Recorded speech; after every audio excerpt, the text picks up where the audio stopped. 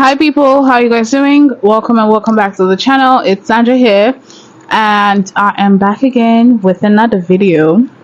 So this is Douglas Murray on a speech about Europe failing the Muslims in Europe. Okay, so this is going to be an interesting one. Let's just get right into the video.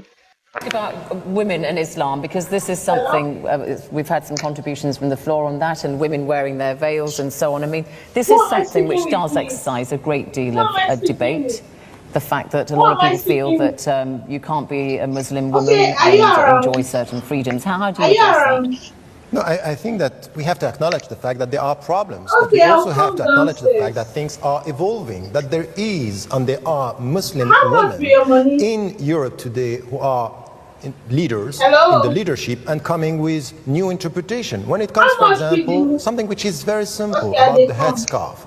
It's against Islam to impose it, it's against human rights to impose to take it off. This should be the point, and this is why we should be in agreement. Second point, against forced marriages. We had campaigns in Europe against forced marriages. And then when it comes to anything which has to do with reading the text, being able to come and to get a sense of autonomy for women, this is happening. So I would say that in some countries where you wear the headscarf, by definition, you can't be a free Muslim woman because the way you dress. I think it's wrong. Let the people decide and let them speak for themselves and listen. Right, listen, because sometimes they speak and they are not listening. There's a big debate, yeah. I want to talk about women. There's a big debate. I have a direct question to Tariq. What will you do if you find out that a woman is not wearing that dress by her own choice? What will your opinion be? It happened.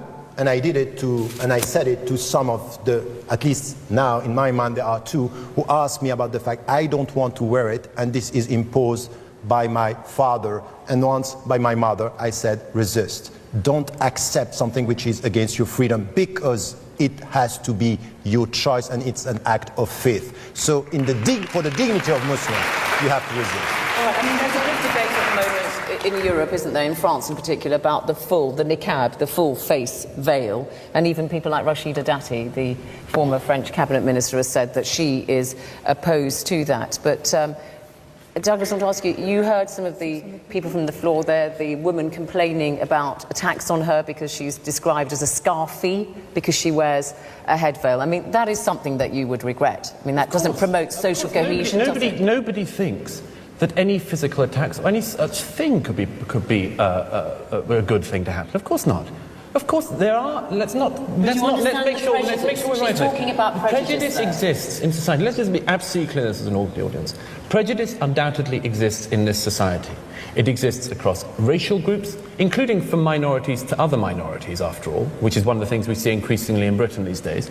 And it is also the case that people, in particularly famously lower socioeconomic groups, are likely to feel hatred for other groups. That is one of the things that has to be tackled, and everyone, I think, in this hall, I'm sure, we're in agreement that that should be tackled. But do not mix up somebody, a thug, a racist, and so on, attacking somebody in a street with the right of Fleming and me to say what we see in the Quran, what we think of Muhammad, and maybe even asserting our right to say so. Okay, all right. Now,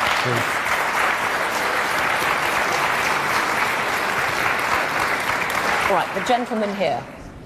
I think part of the issue here is that at the point where Europe was becoming increasingly secular, there's a group of people who have a tenacious belief in God. And I just wonder whether or not if we had 16 million evangelical Americans moved here, I'd feel exactly the same about that. I don't think it's anything to do with race. It's just...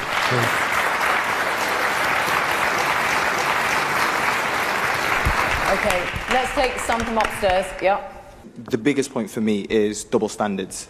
I think European double standards is the biggest problem. I mean, you talk of freedom of expression, and yet you kind of like compromise it through banning of minarets.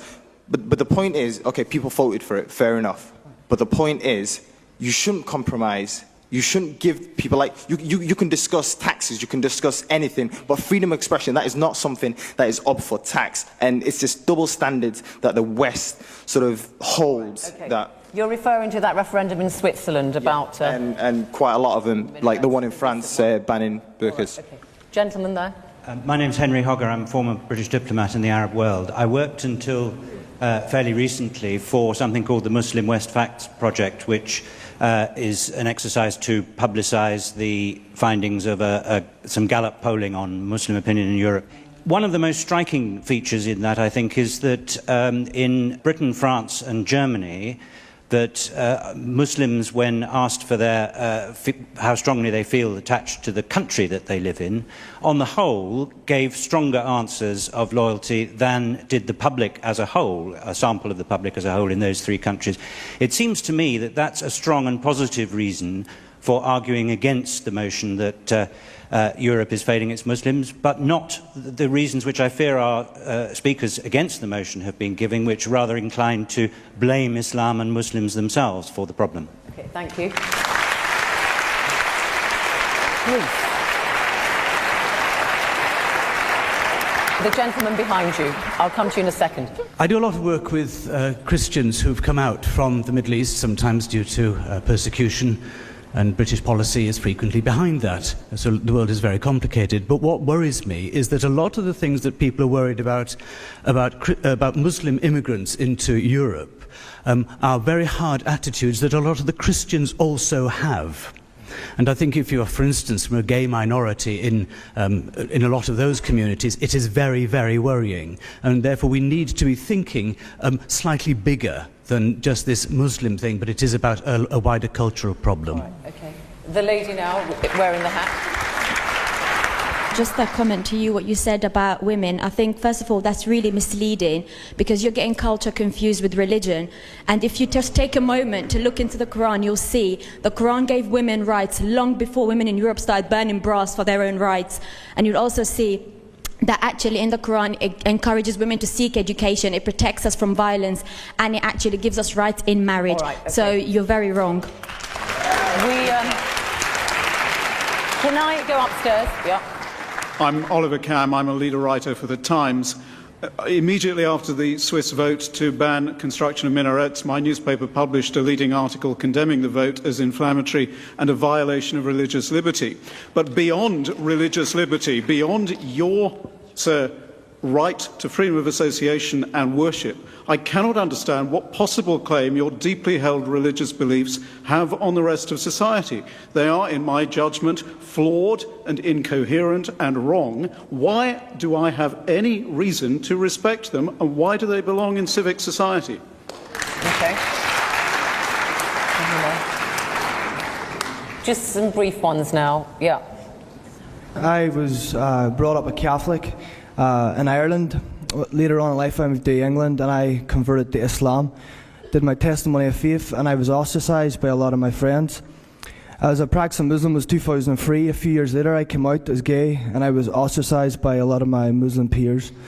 And then I became very isolated and I was lonely. I didn't know where I was. And I think the question today really is Europe, is it failing its Muslims, but are we all failing one another?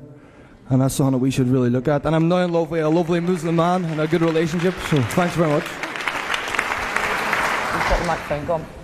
Hi, I'm Caroline. I'm just a human being. I don't represent any sort of party or community or anything like that.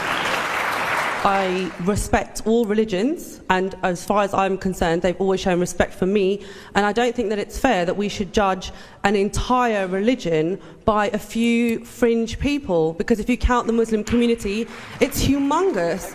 You know, you can't just say, right, terrorism, that's it. Okay, so quite frankly, I didn't see anything to disagree with on the first speaker, right? Who said put it on the niqab and everything that has to do with, just preserving yourself and preserving the culture, preserving the religion as well, in most cases can be optional, right? Like I agree with him. Well spoken point. But in general, right, I'm someone who respects religion, right? In any form of it is. I'm a Christian, but I respect religion in its full essence, right? So I wouldn't come looking down on people's religion or people's religious activities or belief just because it seems weird to me or it seems uncomfortable to me, because it's obviously something foreign.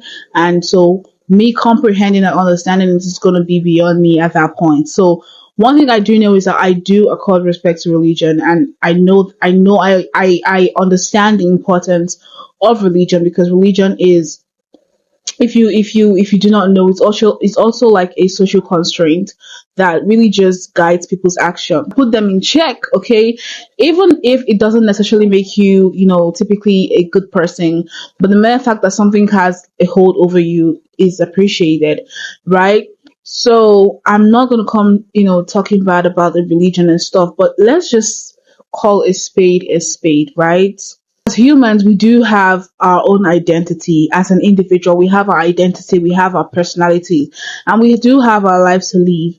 And we have the option or the right to choose, we can choose what works for us, okay? Even if you grew up in Islam, or you grew up in an Islamic household from when you were a child, growing up, you are going to be exposed to a whole lot of religion, a whole lot of things.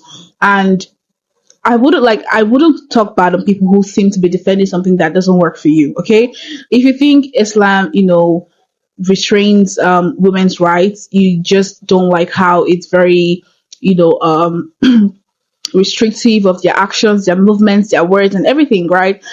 I wouldn't come talking bad about that if that's what works for them. And if we all think that they're brainwashed, trust me, they're adults. Okay, there's no like form of brainwashing that would really take away their senses of reasoning and thinking. So if that is what works for them, perfect.